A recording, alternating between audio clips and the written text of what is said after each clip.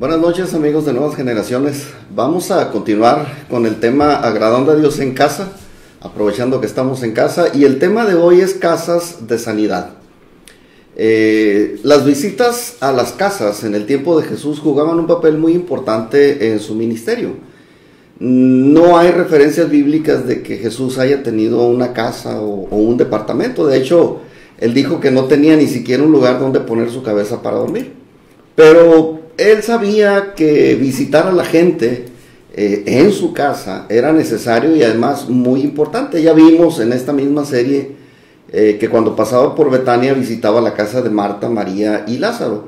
Y ocurrieron ahí cosas muy importantes. También veíamos que fue a la casa de Zaqueo a anunciar la salvación a este publicano.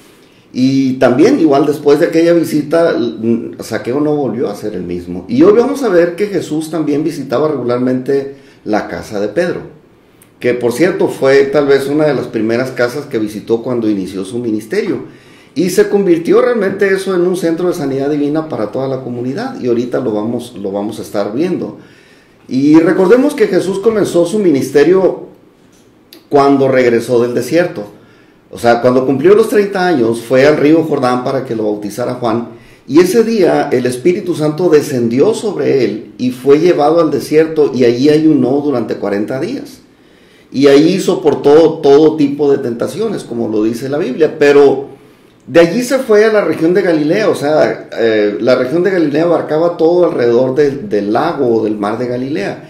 Y cuenta Marcos que llegó a una ciudad llamada Capernaum, que era un puerto pesquero, y ahí llamó a Pedro y a su hermano Andrés y comenzaron a seguirle, y más adelantito llamó a Jacobo y a su hermano Juan, que también le siguieron, y estos son los primeros 4 discípulos que él llamó, y los 4 eran trabajadores en el área de la pesca. Entonces, un día de reposo, Jesús entró en la sinagoga de Capernaum y ahí estuvo enseñando. Dice Marcos que la gente se admiraba de su doctrina y de la autoridad con que enseñaba. Era tan evidente su unción que esa vez que estaba ahí Jesús, estaba un hombre allí con un espíritu inmundo. Y sí, como lo oyes, dentro de la sinagoga, como un santo miembro más de la sinagoga, ¿no? Pero así estaban las cosas en el asunto religioso.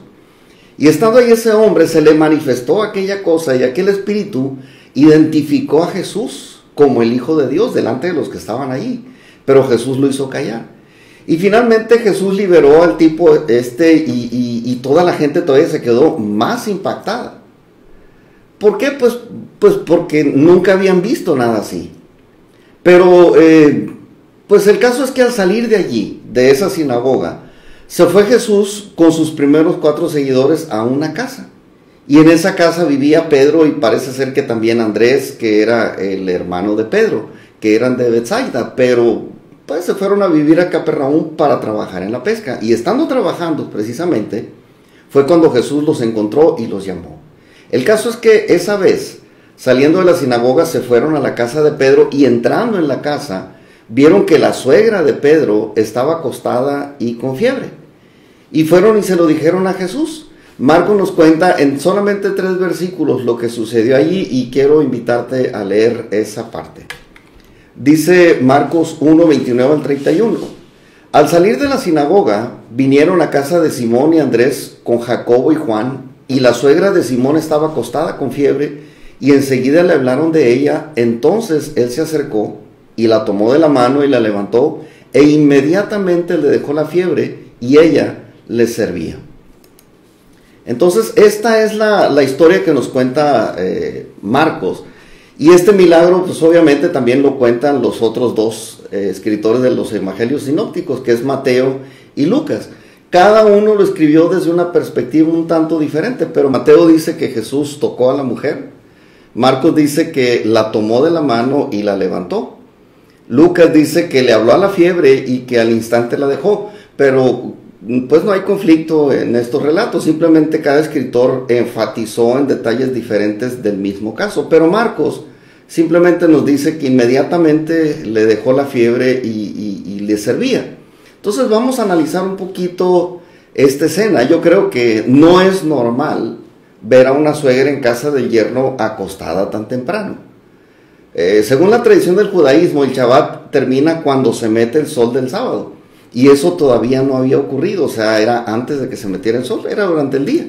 Y al ratito lo vamos a ver. Yo estoy seguro que si la señora hubiera estado bien, pues entre su hija, o sea, la esposa de Pedro y ella, hubieran preparado todo con anticipación para atender las cosas que iban a atender, o más bien las visitas que iban a recibir.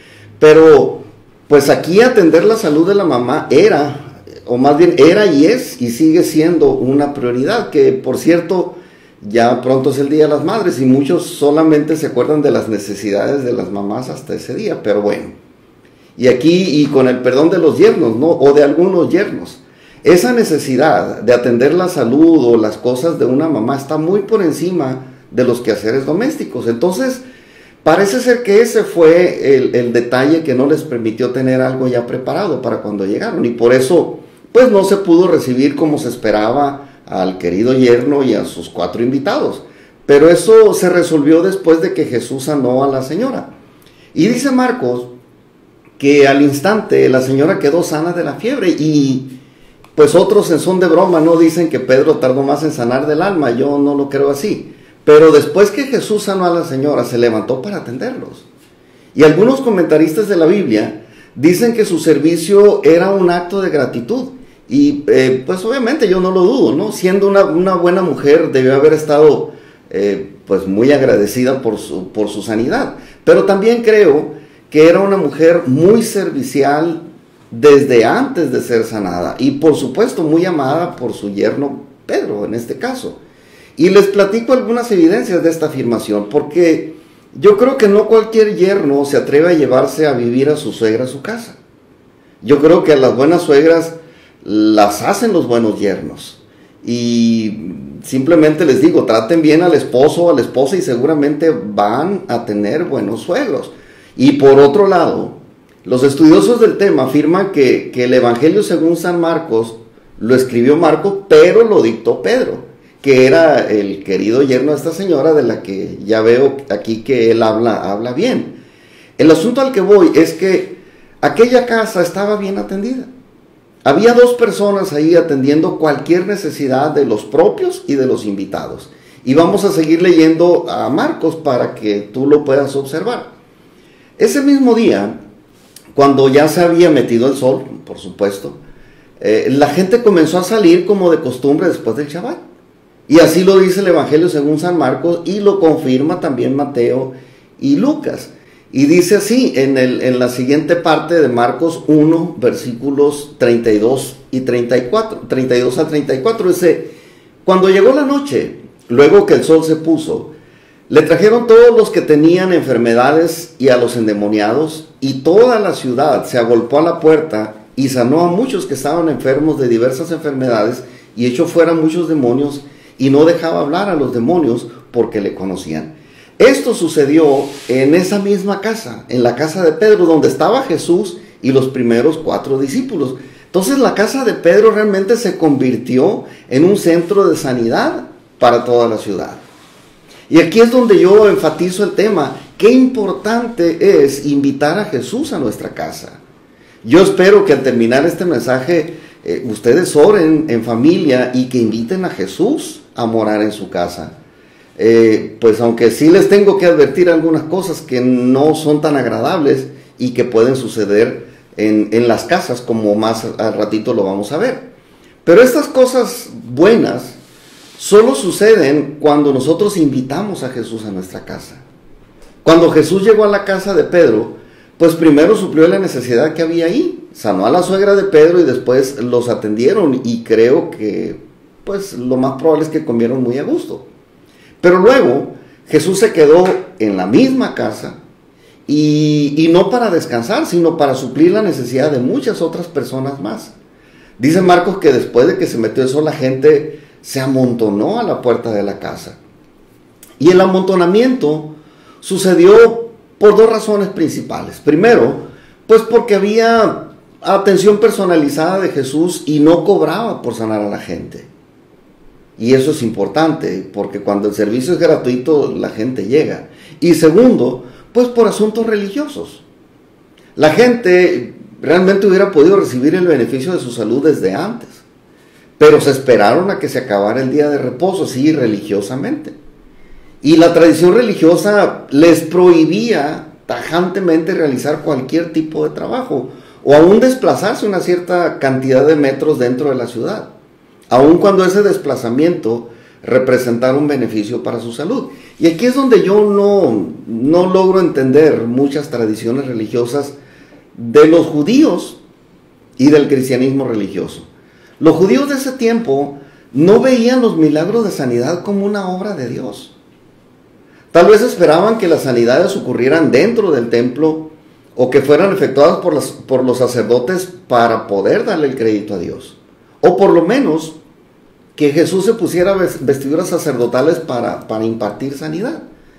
Pero la religión y la tradición realmente los tenía cegados. Eran muy apegados a cumplir las ordenanzas ceremoniales de la ley. Como les digo, el sábado no perdían tiempo en guardar todas las ordenanzas del Shabbat. Pero no sentían remordimiento por violar las reglas básicas del comportamiento humano. Y ahorita lo vamos a ver también. Aquellas cosas que les había escrito Moisés y que nosotros llamamos los 10 mandamientos. Esas son las reglas morales que se deben de guardar en todo lugar y en todo momento, en las casas, en las calles, en el trabajo y por supuesto, pues también en las congregaciones. Desde que nos levantamos hasta que nos acostamos de regreso a dormir. Entonces Moisés se los dijo y se los dijo por escrito también, y bueno, se los dijo verbalmente y se los dejó por escrito a ese mismo pueblo, pues algunos años antes. Y quiero leer ahí Deuteronomio capítulo 6, versículos 4 al 9. Y dice así, dice: Oye Israel, Jehová nuestro Dios, Jehová uno es, y amarás a Jehová tu Dios con todo tu corazón y de toda tu alma, y con todas tus fuerzas, y estas palabras que yo te mando hoy estarán sobre tu corazón, y las repetirás a tus hijos y hablarás de ellas estando en tu casa, y andando por el camino y al acostarte y cuando te levantes, y las atarás como una señal en tu mano, y estarán como frontales entre tus ojos, y las escribirás en los postes de tu casa y en tus puertas. Este es la recomendación que les hacía Moisés a este pueblo. Pero vuelvo a enfatizar, para aquellos, principalmente para los líderes religiosos, era un trabajo la sanidad. No era el poder de Dios sanándolos milagrosamente. Es más, si ustedes siguen leyendo el Evangelio de Marcos más adelante, se van a dar cuenta que el poder sanador de Jesús, estos religiosos se lo atribuían al diablo. Ahora, la relación de aquella gente con Dios era algo que no era nada práctico. La relación con Dios de ese tiempo se limitaba a estar un tiempo breve en el templo o en las sinagogas, o en las dos cosas al mismo tiempo. Que me imagino yo, por lo que dice la Biblia, que era algo muy pasivo, muy, diría yo, aburrido. Y lo que sucedía ahí, pues no tenía nada que ver con lo que la gente hacía fuera de allí. Igualmente sucede entre la gente religiosa de nuestro tiempo. Una cosa es cómo se comporta la gente en el lugar donde se congrega, y otra cosa es fuera de allí. Afuera viven igual que como vive la gente que no tiene a Dios, sin reglas de comportamiento que los distingan como integrantes de un pueblo santo. Pero regresando al tema de las casas de sanidad, este pasaje a mí me hace entender que para aquellos la sanidad era un trabajo de un hombre. Como cuando vas a consulta y te atiende un médico y te resuelve tu problema de salud, pero que te atiende un médico generoso y que no tienes que pagar consulta ni medicamentos. Para aquellos esto no era un milagro realizado por Dios en el día que ellos apartaban para servirle a Dios. El caso es que ese servicio de sanidad gratuita provocó ese amontonamiento a la puerta, y la gente que quería ser sanada por Jesús provocó ese amontonamiento. O como dice la frase que está de moda, ¿no? Alargaron la curva en vez de aplanarla. Y no había espacio para atenderlos a todos al mismo tiempo. Pero de ahí en adelante, esa casa, la casa de Pedro, fue un centro de atención para la gente. Y siempre que Jesús iba a Capernaum, llegaba a esa misma casa para atender a las multitudes. Y llama la atención que no se los llevaba al templo o a la sinagoga, los atendía en una casa, justamente en la casa de Pedro. Entonces a Jesús nunca lo limitaron los prejuicios religiosos. Él no necesitaba ir al templo para orar o para tener comunión con el Padre. El monte era suficientemente práctico para hablar con Dios. Jesús era un hombre perfecto en obediencia a Dios en todo momento y en todo lugar. Y sus obras de misericordias no se limitaban a un lugar o a un edificio exclusivo y consagrado para eso. Para Jesús, la sanidad de la gente era lo que es, un ministerio espiritual de origen divino. Y aunque él nunca tuvo ningún cargo en los círculos ministeriales del templo, pues hacía lo que debían haber estado haciendo los supuestos siervos de Dios en el templo. Y digo supuestos porque nunca estaban haciendo lo que debían hacer. Y pues aunque Jesús lo hiciera en la casa de Pedro o en cualquier otro lugar, estaba siendo eficiente en eso. Vamos ahora a ver otros milagros que Jesús hizo en la misma casa, pero en otra ocasión. Y este tiene por título, ahí mismo en el Evangelio según San Marcos, ya en el capítulo 2, tiene el título de Jesús sana a un paralítico. Y es una historia también que ya es conocida por mucha gente. No se parece mucho a la imagen de la fotografía, pero leo aquí Marcos 2 del 1 al 12. Y dice, entró Jesús otra vez en Capernaum después de algunos días y se oyó que estaba en casa. Esta era la casa de Pedro. E inmediatamente se juntaron muchos de manera que ya no cabían ni aún a la puerta. Y les predicaba la palabra. Entonces vinieron a él unos trayendo un paralítico que era cargado por 4. Y como no podían acercarse a él a causa de la multitud, descubrieron el techo de donde estaba y haciendo una abertura, bajaron el lecho en el que yacía el paralítico. Al ver Jesús la fe de ellos, dijo al paralítico, hijo, tus pecados te son perdonados. Y estaban allí sentados algunos de los escribas, los cuales cavilaban en sus corazones. Y decían, ¿por qué habla este así? Blasfemias, dice. ¿Quién puede perdonar pecados sino solo Dios? Y conociendo luego Jesús en su espíritu que cavilaban de esta manera dentro de sí mismo, les dijo, ¿por qué caviláis así en vuestros corazones? ¿Qué es más fácil decir al paralítico, tus pecados te son perdonados, o decirle, levántate, toma tu lecho y anda? Pues para que sepáis que el Hijo del Hombre tiene potestad en la tierra para perdonar pecados, dijo al paralítico, a ti te digo, levántate, toma tu lecho y vete a tu casa. Entonces él se levantó enseguida y tomando su lecho salió delante de todos, de manera que todos se asombraron y glorificaron a Dios diciendo, nunca hemos visto tal cosa. Este es el siguiente milagro que Jesús hizo en la casa de Pedro. Todo esto sucedió allí, en esa casa, y no necesariamente en el templo o en las sinagogas. Y toda la gente se amontonaba para oír a Jesús y recibir sanidad, sin importarle la necesidad de los demás, ¿no? Porque a ese nivel había bajado su conciencia.